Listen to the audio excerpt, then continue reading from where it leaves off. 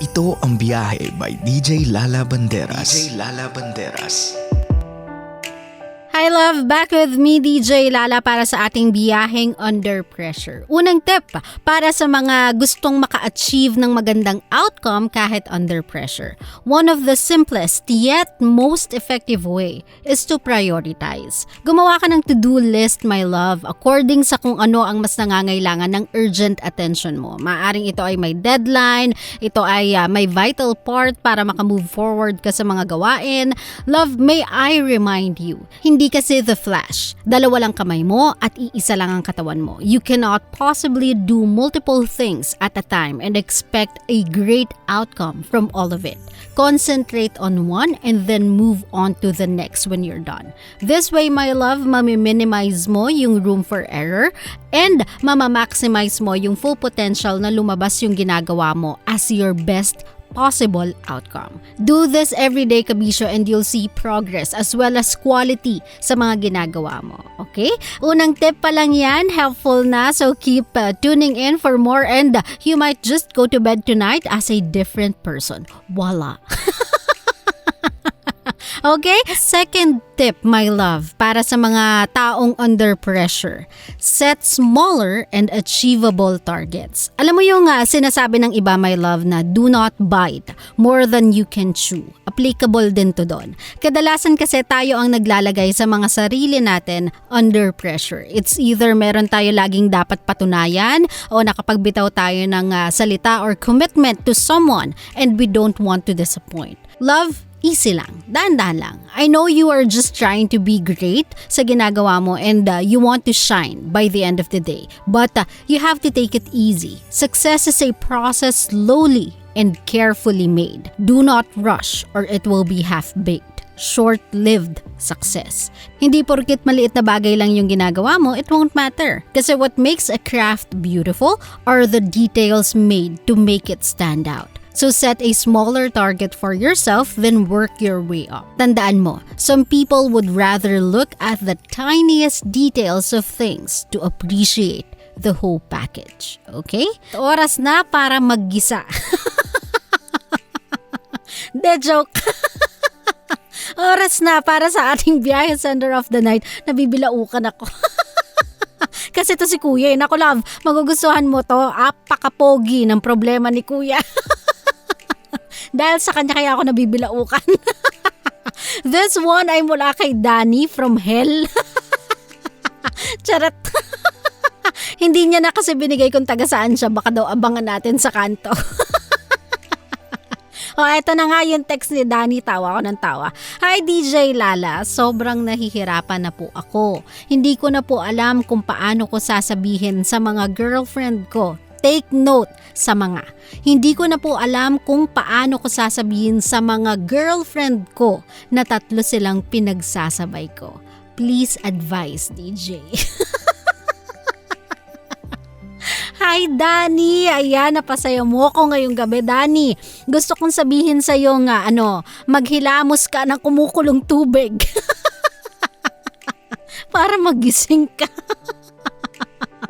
Pero bago kita bigyan ng advice, promise, I will help you. I will help you, promise. May I just say, ang pogi mo.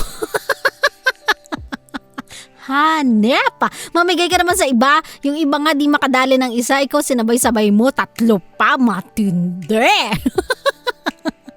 Anyway. Serious na yan, serious na. Danny, listen to me. Drop them all. Pakawalan mo silang tatlo kasi this will not end well. I promise you that. I guarantee you that. If you think nakakapogi yan, well, maybe you're right kasi sobrang boosted yung ego mo, di ba? Nakatatlo ka nga eh. Pero in my opinion, hindi. I hate cheating, obviously. But what I hate more is yung mga taong nagkakasala na nga sila pa yung parang umaaktong kawawa. Continue down that road and dadami ang panganay mo at pananagutan mo, which I think di mo maa-afford buhayin. So to avoid further damage, stop, Danny. Stop. Wala kang babalikan ni isa sa kanila kasi I'm telling you, wala ni isa sa kanilang tunay mong minamahal o minahal. Kasi if there's one sa tatlong yan who you truly love, hindi mo kakayaning magkaroon ng pangalawa or worse, pangatlo. If yan talaga yung lifestyle mo, pabling, player, kasi sa tingin mo cool yan at sa tingin mo bata ka pa, then fine. Fine, but at least tell the girl the truth. Let them have that option to have the chance to choose their poison. Give them the chance to define their faith kung susugal ba sila o hindi. Love sa kahit kaninong tao mo sabihin yan kung hindi ka masasapok. Wala ni isang magsasabi sa'yo na may kahahantungang maganda yan. So itigil mo na. Lahat sila. Huwag kang magtira. One, hindi deserve ng girl matira sa piling mo after what you've done. And two, lolokohin mo lang din ulit siya. Palayain mo silang lahat. Makipagrelasyon ka na lang kung alam mo na ang konsepto ng pagmamahal. Kasi let me be clear with you, Danny. You don't know how to love and you know nothing about love. At least man lang. Not yet. Klaro? O ayan Danny, yan ay advice ko sa'yo. Sundin mo, parang awa mo na. Nanggigigil ako sa'yo. O Kabisyo, kung gusto mong maging katulad ni Danny, o diba, ginis ako man, binigyan ko naman siya ng maayos na advice. O diba, alam mo yan. Pwede ka mag-send ng problema mo sa aking Facebook page, DJ Lala Banderas, or text me through 0917-851-4329. Again, 0917-851-4329. Katulad ng ginawa ni Danny. Okay? At andito na ulit tayo sa garahe ng ating biyahe ngayong gabi na Byaheng Under Pressure. Last tip to somehow elevate yung chances ng positive outcome kahit pa under pressure is to take breaks and slow down. Love, yung pinagdadaanan mo o kinakaharap mo ngayon won't go anywhere. In order to get through it, you have to be in your best or at your best. At hindi yun mangyayari kung pagal ka na, said ka na, at wala ka nang ibubuga. So take time to boost yourself, make yourself happy, energize yourself. Good food man yan,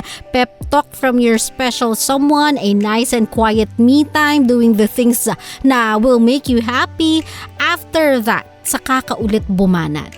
People who make it under pressure are those people na motivated and may strength to power through. So collect yourself by taking breaks and slowing down. Uulitin ko, success is a process. Hindi yan instant noodles. Okay? Sa mga kabisyo natin, I think that's it for me tonight. Maraming salamat po for being with me sa 3 hours of our show. At syempre, if you wanna follow me on my socials, DJ Lala Banderas on Facebook, Twitter, Instagram, Laika, and TikTok. At kung gusto mo namang alamin or pakinggan ulit yung mga previous biyahe episodes, always uploaded po tayo sa YouTube channel ng Love Radio Manila. O siya mga kabisyo, I gotta go. Nakasama nyo ngayong gabi. My name is DJ Lala and this is Byahe, ang programang sakto, klaro, diretso ng 90.7 Love Radio. GV lang, walang hate, puro love lang. Good night everybody. I'll see you guys again tomorrow. Bye! Love you! Always your number one SM radio station. Love Radio. Love, kung natuwa ka sa aming video, i-click mo na yung subscribe button at yung notification bell para naman notified ka sa mga bago naming videos.